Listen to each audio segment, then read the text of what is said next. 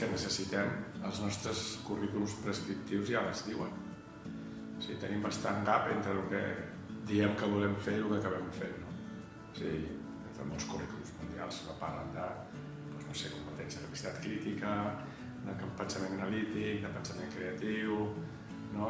I després, els currículums que acabem desenvolupant a la praxis docent o a les aules, no? Estan molt lluny de la nostra missió.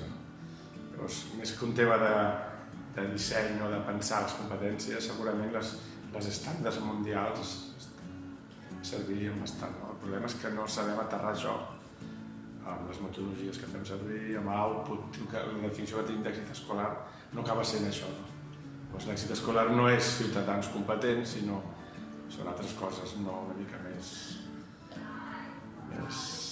Jo diria una mica en el sentit més antic, no? Gent que aprovi, gent que tregui bones notes a la selectivitat, no? Llavors, si definim l'èxit escolar o l'excel·lència amb aquests termes, que no estan malament, i tenim un currículum que diu que hem de formar ciutadans competents, doncs hauríem de dir que és un ciutadà competent, és a dir, avaluar l'èxit com això, és una persona que és capaç de prendre decisions, que té un fonament cultural sòlid per interpretar el que diu, que és respectuós amb l'ambient, que lluita per reduir les desigualtats, per canviar el model, per exemple, que sigui sostenible amb el planeta. Llavors, al final, més que un tema de definició, jo crec que el repte que tenim és com fem que això passi a tota l'escola i a tot l'entorn educatiu. De fet, no hi ha una prescripció d'una metodologia o un conjunt ni tan sols de metodologies útils. El que sí que sabem és que qualsevol metodologia s'hauria de basar en el que sabem sobre com les persones aprenen, per exemple. Llavors, una metodologia que estigui centrada en l'activitat de l'alumne és clau. Una metodologia que pugui relacionar els coneixements que té l'alumne amb el que volem que aprengui, amb les noves capacitats i les noves competències, és clau, no? Que l'aprenentatge té una dimensió social també és clau, que l'aprenentatge està basat en interessos, motivacions i necessitats i que aquesta triangulació és el que acaba fent que l'aprenentatge sigui significatiu, això ho sabem. Ara, això es pot desenvolupar de moltes maneres, també per projectes, amb aprenentatge servei, amb projectes globalitzats, amb instrucció directa, no? Llavors el tema és, en cada moment, com estem construint aquesta persona i aquestes competències i habilitats. Però a vegades el debat se centra molt en com si hi hagués una metodologia que fos. És com si, quina és l'eina? N'hi ha moltes d'eines, no? En tot cas han de ser eines que tinguin uns components que siguin coherents amb el que sabem sobre com les persones aprenen. I per altra part, han d'estar al servei dels objectius que ens hem marcat, que no siguin purament transmissius o purament reproductius. Llavors, si volem gent crítica, gent analítica, doncs haurem de posar les eines al servei d'això. I a vegades ens trobem que es fan servir metodologies que podrien semblar eficients o molt avançades, però l'èxit que estem buscant continua sent un èxit molt emprovidor, molt reproductiu, molt, diguem-ne, realment molt poc capacitador dels infants. Sí, és que de fet és l'única. És a dir, si volem que canviï el món, també les persones han de canviar.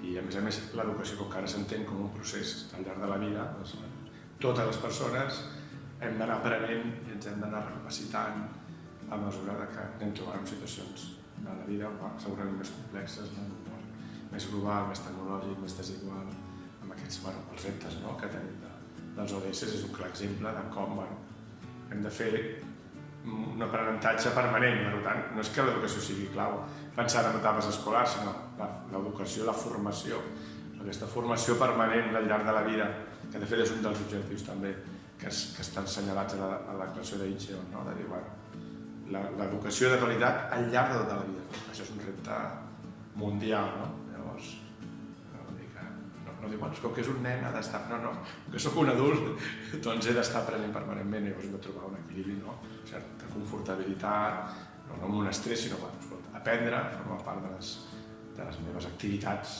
normals de la vida. I sobretot un aprenentatge autodirigit, perquè sempre aprens.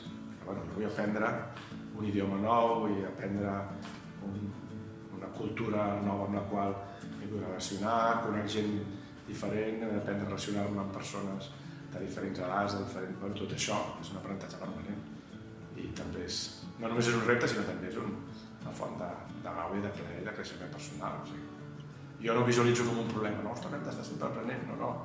Per sort sempre podem aprendre i per tant, de fet és una faceta que forma part de la vida plena, no? Vull dir, una persona que no aprèn, jo em pregunto si podria ser feliç, no? I llavors, hem d'agafar, tenir una relació justament més amable, més cordial amb l'aprenentatge, no? I això és un tema, no? Si vinculem aprenentatge amb patiment o amb angoixa bueno, estem és a dir, traduint una activitat que haurà de ser al llarg de la vida amb una cosa que no és satisfactòria, no? Que no és, i no l'aprenentatge està molt bé aprendre, no?